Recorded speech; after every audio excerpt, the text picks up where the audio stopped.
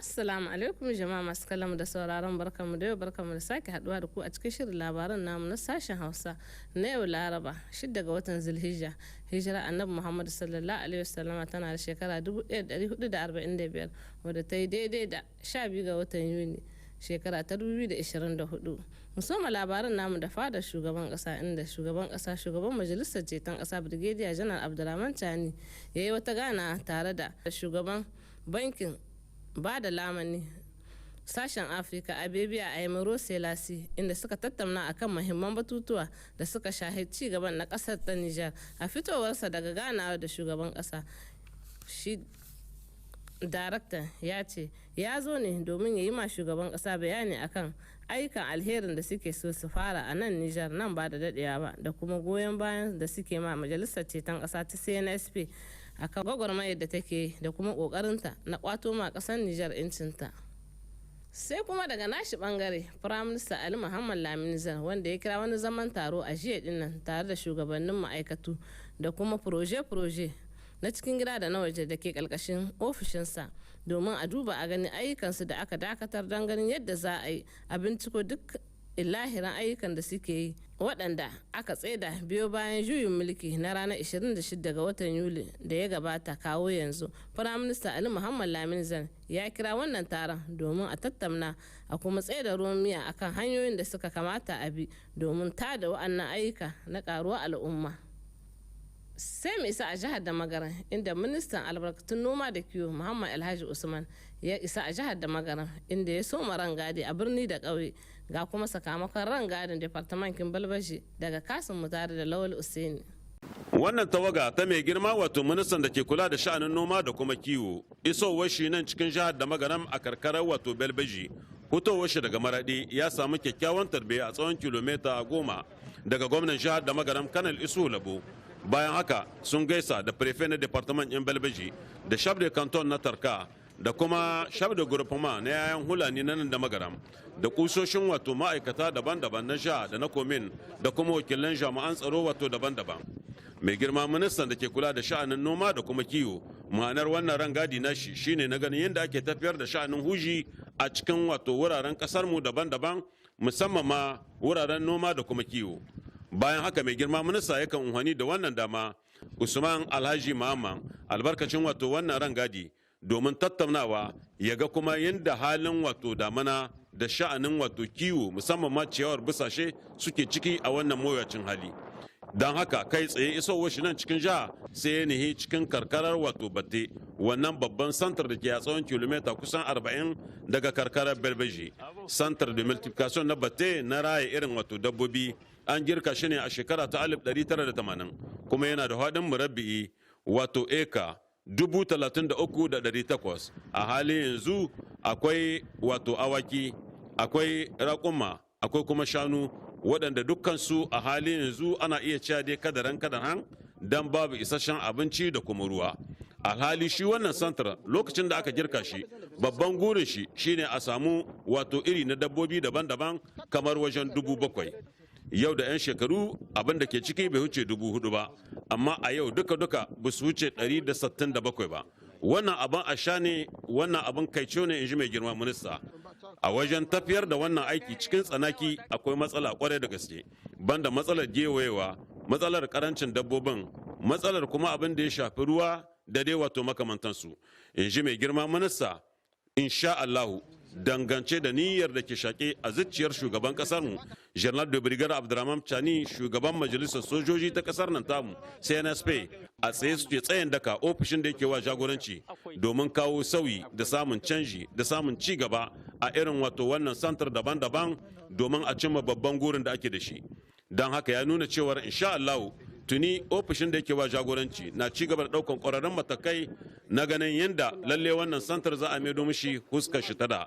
Bayan haka wato mai girma minista ya yi unhwani da wannan dama domin tattaunawa da manoma da kuma makiyaya kai tsaye inda ya ba su labarin cewa tuni dai shugaban kasa ya ba da umarni don sai da cimaka ta bisashe cikin farashi mai rahusa. Wannan kwa don sauƙaƙe musu irin zahin ciwon da ake ji yanzu na rashin isasshen cimaka wato ta bisashe a irin wannan lokaci da damuna har yanzu bata sauka ba sosai a waɗansu wuraren. Mai girma minista a nan take ya ba da umarni ga ofishin ma'aikatar jiha mai kula da lafiyar dabbobi cewar a kawo kimanin ton wato 30 na cimakar bisashe don sai da ma jama'a cikin farashi mai rahusa a wannan yanki. Haka mai girma minista ya ƙara tabbatar musu da yanzu haka ofishin ministan da yake wa jagoranci dangance da umarnin da shugaban kasa mai girma General de Brigade Abdurrahman Chani ya bada. Akwai tsari da suka kirkiro yanzu haka na yadda za a rika noman wato ciyawa a wurare da dama cikin kasar nan tamu don kauda duk wata matsalar cimaka ta bisashe da ake huskanta wato duk shekara in dai damuna ba ta yi kyau ba. Bayan haka mai girma minista ya isar ma al'umma a dukkan wuraren da ya ziyarta gaisuwar magabata na kasar nan tamu tare da fatan su bude ido sosai a inganta sha'anin tsaro a yi roƙon Allah madaukakin sarki kuma Allah sabkaman damuna mai albarka. Daga nashi wajen mai girma gwamnan jihar da magaram Kanal Isu Labo a dukkan wuraren da ake ziyarta yakan ƙara ma wato waɗannan manoma da kuma kiyaya kuzari sannan ya tabbatar musu da cewa don inganta wannan sha'anin noma da kuma kiwo ne gabaki ɗaya ma wato jiha ta yi yunkuri ta kawo taimako na kimanin ton 70 na cimakar bisashe musamman ma wato disa sannan da waɗansu ƙwayoyin magunguna daban-daban kimanin 200,000 wanda aka meka a ma'aikatar jiha mai kula da kiwon lafiyar dabbobi don kyautata ma wato irin wannan makiyaya a irin wannan lokaci na mawuyacin hali. Duk dai a jihar da magarankin majalisar tsaro ta jihar ta gudanar da zaman taronta a yau dinnan a ƙarƙashin jagorancin gwamnan jihar Laftana Kanal Isufu Labo wanda bugu da ƙari shine shugaban majalisar. A nan ma Kasim Mutari da Muhammad Usman sun aiko mana da wannan rahoto. Ita dai wato wannan babban majalisar tsaro ta huskar wato jihar da magaram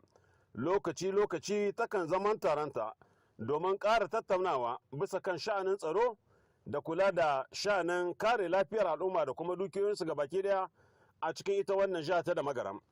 Wannan yana daga cikin babban nauyin da ke zamne ko da ke kumshe a huskar wato wannan majalisa ta jiha. Akan haka shugaban wato wannan majalisa bugo da kari gwamnan jihar da magaram Kanal Isuhu Labo ya nuna cewar wannan zaman taro na da mahimmanci kwarai da gaske domin za a yi raskona bisa kan sakamakon abin da za a yi rikewa game da sha'anin tsaro tun lokacin wato zaman majalisar na ƙarshe har zawa wato wannan lokaci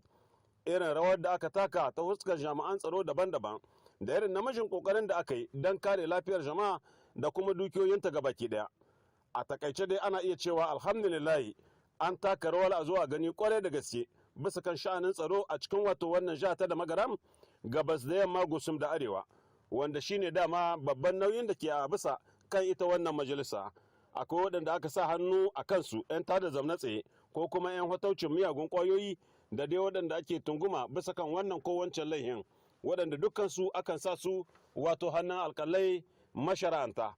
Babu shakka in ji mai girma gwamnan jiha wannan kuma wuri ne da ya kamata mu yi tsinkaye maganan gaba irin ƙwararren matakan da ya kamata mu ɗauka ko mu inganta su sosai da sosai don kare lafiyar jama'a da sha'anin tsaro gabaki ɗaya a cikin ita wannan jiha ta da magaram wanda shine babban gurin shugaban majalisar wato sojoji ta ƙasar nan tamu General de Brigade Abdurrahman Chani bugo da ƙari shugaban ƙasa. Haka kuma irin wannan maganar tsaro na shaƙe a zuciyar wato hukumomi gabaki daya na riƙon ƙarya musamman ma kuma firaministan ƙasar mu Ali Muhammad Lamin Zayan bugo da ƙari ministan wato sha'anin kuɗi da tattalin arziki. Don haka in ji mai girma gwamnan jiha yana da kyau kwarai da gaske a jajibirin wato wannan muhimmiyar sallah ta layya nan ma mu san irin hanyoyi da ƙwararrun matakan da ya kamata mu ɗauka da ya zamanto shagugullan wannan sallah da dai duk sauran waɗansu abubuwa na yau da kullum na al'umma sun gudana cikin tsanaki ba tare da wani tashin hankali ba. Babu shakka anan ana fatan kuma dangance da irin wannan jan namijin kokari da jami'an tsaro ke yi al'umma gabaki ɗaya farar hula da kuma soja a limka kuzari na roƙon Allah maɗaukakin sarki ya ƙara tabbatar min da wannan kwanciyar hankali mu samu ci gaba Allah ba mu nasara kan makiya na gida da na ƙetare. Bayan haka mai girma gwamnan jiha ya nuna cewar za a ba da ƙarfi albarkacin wannan zaman taro bisa kan yaƙi da kwaskwabri da kuma yawo da waɗansu makamai da waɗansu jama'a ke yi ko cikin ƙa'ida ko ba cikin ƙa'ida ba. Wannan kwa domin inganta sosai sha'anin tsaro a kaf cikin faɗin jihar nan da kuma faɗin ƙasar mu gabaki ɗaya. Sai kuma sanarwa ta ƙungiyar SNAP, ƙungiyar ma'aikata masu aiki a ofishin ministan mai wanda suka yi tur da Allah wade da mugayen tabi'un da ƙasar Benin ta nuna inda ta kama ma'aikatan WAFCO a sahun gaba shugabar ma'aikatar ta WAFCO ga dai abin da sanarwar ta kunsa ta bakin Usman Abdullahi mamba ne na kungiyar. Su waɗanga ma'aikata na da an ka muka ce abokanmu ba su jima ba da an ka maida su ma'aikatan wabko. Shi ne mun yi mamakin cewa da su can 'yan benin suna cewa a wasu 'yan leƙon asiri ne an ka aika ba haka nan take ba, ma'aikata ne waɗanda an ka ba wabko don su je su gudanar da su kula da su kula da cika jirgin da ya taho shi ɗauki mai shi zamanto ayi tare da su, ayi tare da 'yan benin kuma ayi tare da kowa da kowa. Amma abin da ya ba mu mamaki cikin wannan tafiya sai an ka ce kai tsaye an kama mutanen ba su da inci na su tahi a yi tare da su bisa su gani da idanansu jirgi za a lodi ne su shaida da cewa ga abin da jirgi ya loda. Da yin haka da benin ta yi lalle ta karya kudurce-kudurce wanda ta rabata ma hannu da kanta na cewa 'yan ma'aikata masu kulawa da wannan haraka mai ya zamanto duk abin da za a yi da su kowane bangare ya zamanto akwai wakili ne tsaye. Akwai wakili ne tsaye, wakilai su ne wakilan gwamnati, wakilan wafko na Niger da wafko can da wakilan gwamnati na Benin. Sai gashi cewa Benin ta ce su ba su raida ba da cewa 'yan Niger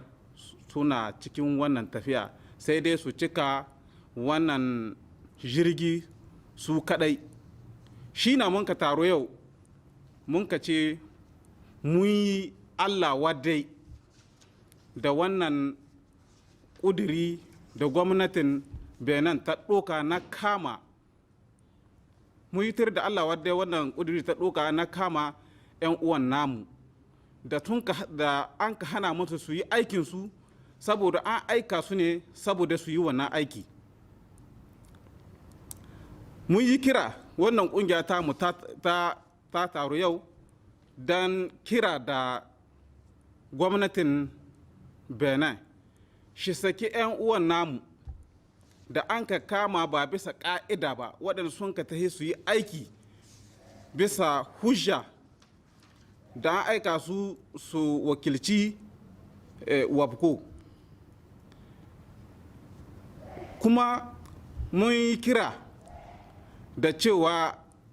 su 'yan benin mun yi mamaki, nika son cewa mun yi mamaki da gwamnatin benin ga son man niger amma ba shi son 'yan niger, ba tare da 'yan niger suna tahiya ciki ba, suna yi tare da su. Abin ya ba mu mamaki. Mun yi kira da a saki 'yan uwanmu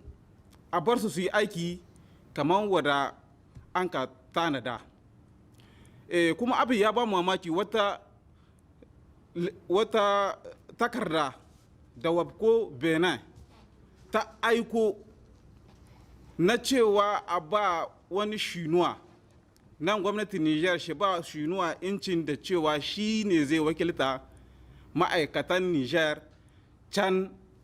wurin lodin mai. Shi ne yau ma'aikata masu kula da man fetur, ƙungiya masu kula mun ka ce ba mu yarda da haka nan ba. Mu yi tir da Allah wadda da haɗin kai da ƙungiya wabko benin take yi da gwamnatin benin da wasu 'yan mutane ƙasashen waje wanda suka son da duka hali su hana muna mu ci gaba da wannan hidda mai zuwa ƙasashen waje. To jama'a masu kallon mu da sauraron mu duka a nan muka zo ƙarshen labarin namu sai kuma gobe idan Allah ya kai mu a madadin abokan aiki na da suka taimaka mini ni da na shirya na gabatar da shi nake ce muku mu huta lahiya ma'assalam.